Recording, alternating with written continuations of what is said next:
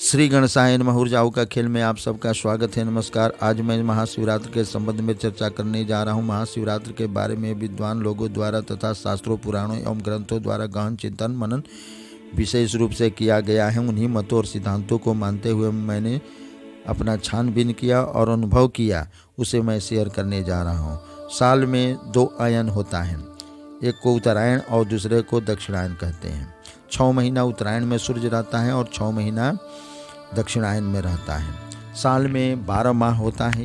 प्रत्येक माह 2 पक्षों में बटा हुआ है, कृष्ण पक्ष और शुक्ल पक्ष।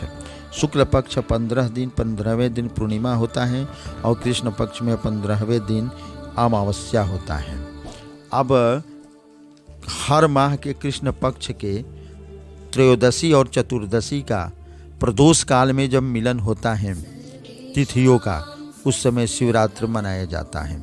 ऐसे मुहूर्त में सकारात्मक ऊर्जाओं का प्रवाह धरती के तरफ होता है, अर्थात अपान और प्राण वायु का मिलन संयोग होता है। फागुन कृष्ण पक्ष में ऐसा ही संयोग अगर बन जाए तो महाशिवरात्रि माना जाता है। शिवरात्रि और महाशिवरात्रि में अंतर यह है कि शिवरात्रि में ऊर्जाओं का जो समय होता है वह थोड़ा अल्प होता है और कम मात्रा में आता है, और महाशिवरात्रि में बहुत ज़्यादा मात्रा में और विस्तार रूप में आता है, थोड़ा ज़्यादा लंबा समय तक रहता है। तो हमारे जीव जगत में प्राण और अपान का बड़ा महत्वपूर्ण स्थान है। इसके बिना चराचर जगत का चलना मुश्किल ही नहीं, असंभव सा है। यह पूरा ब्रह्मांड महाप्राण तथा अपान के गणित से चलता या टिका हुआ है।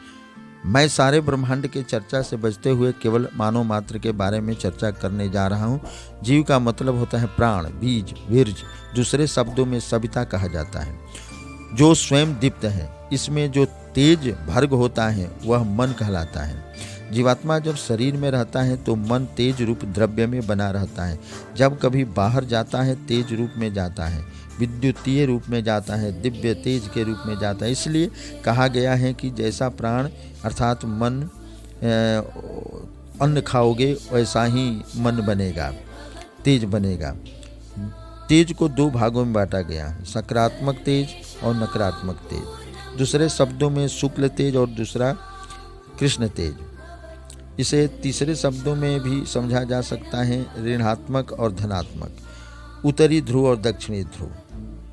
तो हमेशा मैग्नेटिक तरंगें दक्षिण से उत्तर की तरफ प्रवाहित होती है। भारत एक आध्यात्मिक देश है जहाँ पर प्रकृति ने हर चीज़ आध्यात्मिक ढांचा से बनाया है। अब मैं दूसरा बात बता देता हूँ कि प्राण का संबंध महाप्राण से होता है, और महाप्राण का जो अनंत तेज होता है तो उसका संबंध प्राण के तेज मन से होता है।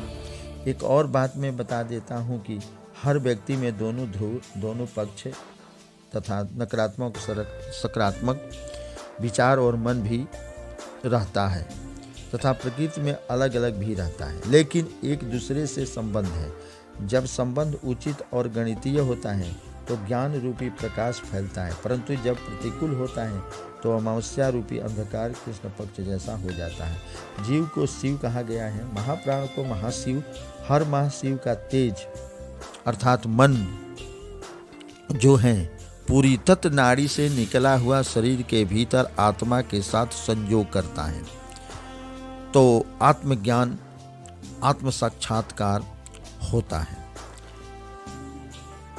अब आत्मज्ञान यह योग तथा महायोग नियमों द्वारा तथा महायोगियों द्वारा हर पल किया जाता रहता है, परंतु आम जनों के लिए महायोग नहीं हो पाता है और न ही वह कुछ समझ पाता है। इसलिए महाशिव ने अपनी कृपा बरसाई और शिवरात्रि और महाशिवरात्रि के रूप में यह संयोग और समय दिया। ईश्वरीय चिंतन मात्र से आत्मा और मन का संयोग हो जाता है। जैसे कहा गया है कि ओम भूत श्रृंगाटाक्षिरा सुषुम्ना पथेन जीव शिवम परम शिव जोजयामि स्वाहा। यम लिंग शरीरम शोषय स्वाहा, रंग संकोच शरीरम दह दह स्वाहा, ओम परम शिव सुषुम्ना पथेन मूल श्रृगाटम उल्लसोल्लस ज्वल ज्वल प्रज्वल सोहम हंस स्वाहा। अर्थात मन ज्योति, आत्म ज्योति, अक्षर ज्योतियों, ये सभी निह अक्षर ज्योति में विलीन होने लगते हैं तो महाशिवरात्रि कहा जाता है। मन की वृत्तियों या गतियों का सर्वथा निरोध ही योग कहलाता है। आगे मैं अपान और प्राणवायु के बारे में बताऊंगा। धन्यवाद।